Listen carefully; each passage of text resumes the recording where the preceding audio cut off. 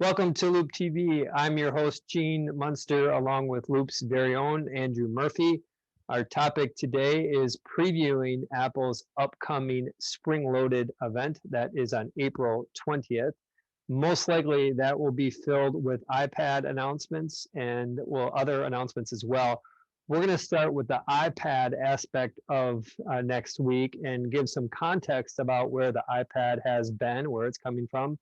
And over the last 5 years, it has generally been downward in trajectory in terms of revenue. 2016, 2017, 2018, all down double-digit types of revenue years. And then in 2019, the iPad business, which today accounts for about 10% of total revenue, the iPad business started to show some improvement. It grew 13%. So, Andrew, why was the iPad almost in like a free fall mode? And then in 2019, it started to pick up again. I think in 2018, the iPads crossed a threshold on a technological standpoint that led to the 2019 sales acceleration. Specifically, the hardware, the processing power, and the software platform, the accessories that were useful, like keyboards, became a true replacement option or substitute for a laptop. So technologically, they kind of came into their own. And all of a sudden, the iPad was a substitute for a low end laptop. And so the sales trajectory changed. Kind of opened up a new market, and there might have been another factor too, the processing power, but maybe people just, it was time for them to upgrade their iPads. They'd own it for a few years and just kind of had that natural replacement piece to it. So then we're exiting the year, call it, or 2019, iPads up 13%. The first 2 quarters of 2020, based on the pandemic, did not do well for the iPad. It was down, I call it 10%-ish. But then the most recent 2 quarters, it's shown a nice step up. That's an understatement.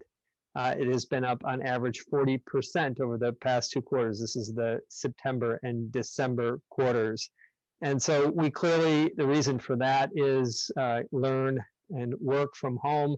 This accelerating digital transformation theme has had a powerful impact on the iPad business, which brings us to our current event. Andrew, expectations around a new iPad Pro.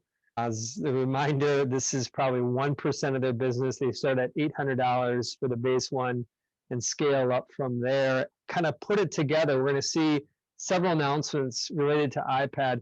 What are the most important takeaways people should have? Yeah, I think we expect another beautiful digital, virtual event that focuses on the iPad. I think this will be an iPad-focused event. New iPad Pro with spec bumps, I think at best. New iPad Mini and a new low-end product that they simply call iPad. So across the board, the iPad lineup will be upgraded. But then I'm more interested in a couple other potential products that have been. Before we go there, and you want to go back to the iPad, we're getting speed bumps, and that's going to be the majority. Why should investors care about some speed bumps around the iPad business? Well, just like we talked about in 2018, the iPad continues these annual upgrades, and eventually they cross thresholds that unlock new opportunities. So I think even speed bumps and the marketing Apple does around new devices is driver of growth. And if you combine that with what you were talking about with the pandemic and the accelerating digital transformation, you've got the ingredients for some killer iPad quarters coming up.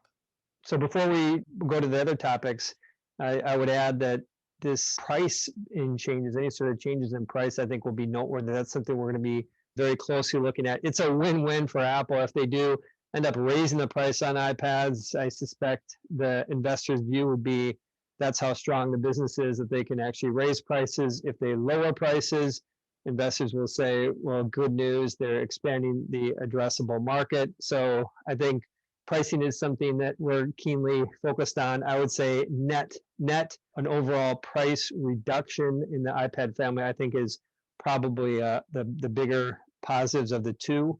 And it is worth noting that they're still relatively expensive. If you look at a Chromebook, which for students is one of the competitive products, they start at $220. It goes up to $500.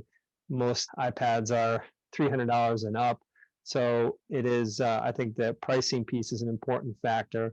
Let's move forward, Andrew. Other things in the toy department that we might expect next week. Yeah, a couple of facts to start with. First, they have not upgraded the iMac to the M1 chip. So that's rumored to be a potential announcement on the April 20th event. And then secondly, just a couple weeks ago, they announced the expansion of the Find My network, that app on your phone that lets you find your phone or your AirPods.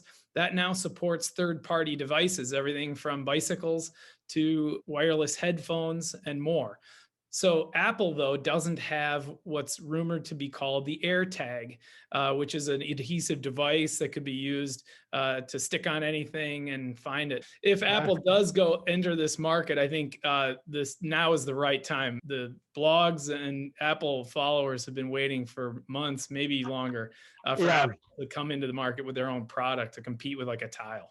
Add Gene Munster to that list. Here's my wallet. Inside my wallet are two tiles in case one of them, the power goes low.